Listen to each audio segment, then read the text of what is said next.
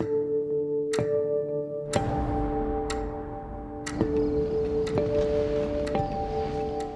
lot of the conversation that Craig Mazin and I had, we would talk through a sequence like that and talk through all the beats. What do we get out of those beats? Why are they important? Well, let's just get that wholesale into the show. I think Neil and I were both excited by the idea that we could actually add a little bit more context to Joel and Sarah's relationship.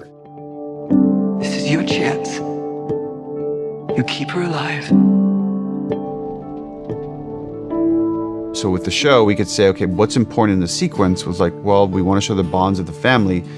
Are there more ways of showing that we couldn't in the game? Because we could take more time, like, let's show them waking up. Let's show them having breakfast. Sarah going to school. Sarah going to get her dad's watch fixed.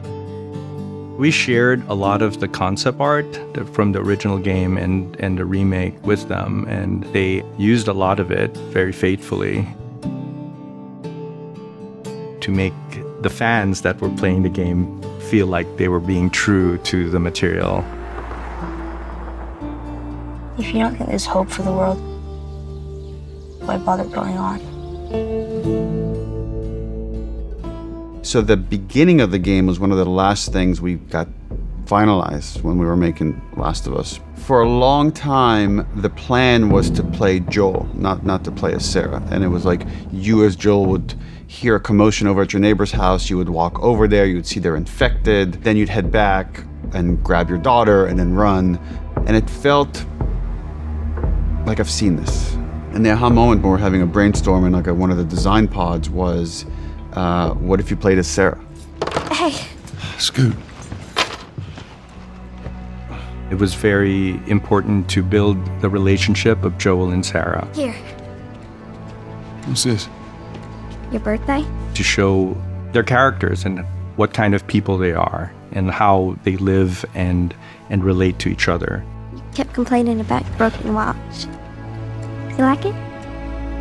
And then when things change, when things go bad. Dad? Daddy? The fact that you're seeing it through like a very innocent child made everything creepier, scarier. You in here?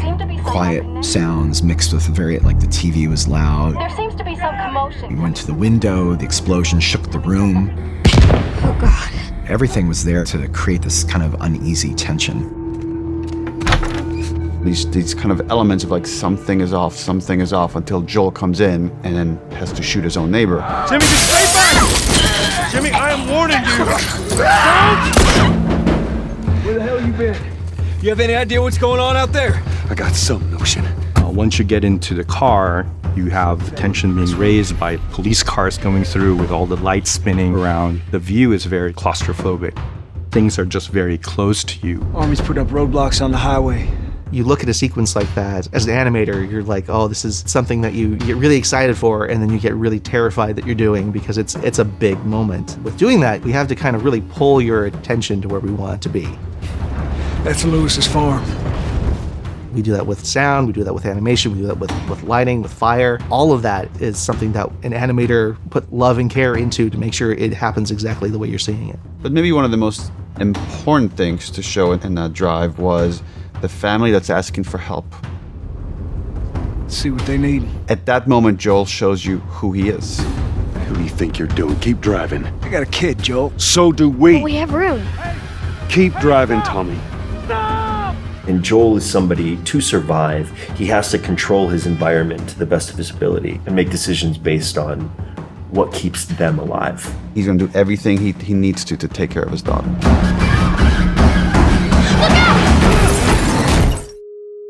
I think about the entire soundscape. Everything after the car crash switches from Sarah's perspective to Joel's perspective, because then it's a father trying to save his kid.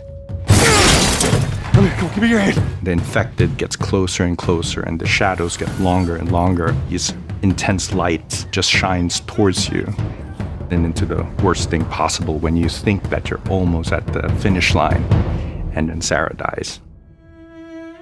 One of the things that I did to keep myself emotionally, and it still gets me emotionally available for that, is I actually, when we temped the sound of Sarah, it was my child.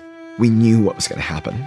And so we we kind of played into that as it made it worse and worse and worse until it was almost a save, and then it's not. It's okay, baby. We're safe. Got a couple of civilians in the outer perimeter. Please advise. Daddy, what about Uncle Tommy?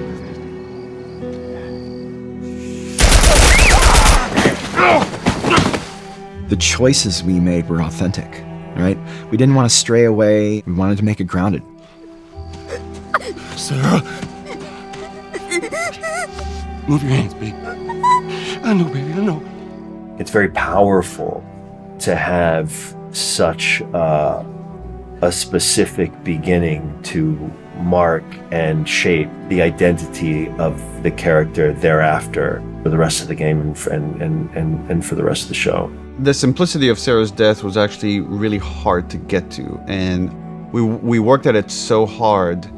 And Hannah Hayes, who played Sarah, did such a fantastic job. She was so believable as like a child dying. I remember that we had a few crew members that walked off set. They felt it was too much to watch that happen multiple times. We have great actors. Pedro and Nico just do this heartbreaking job. I love the game version and I love this version. They live equally in my heart. Sarah. Baby. Don't do this to me, baby. Don't do this to me. Always accessible, always readable, always raw. And I think to try and be honest to that as much as possible was a huge push.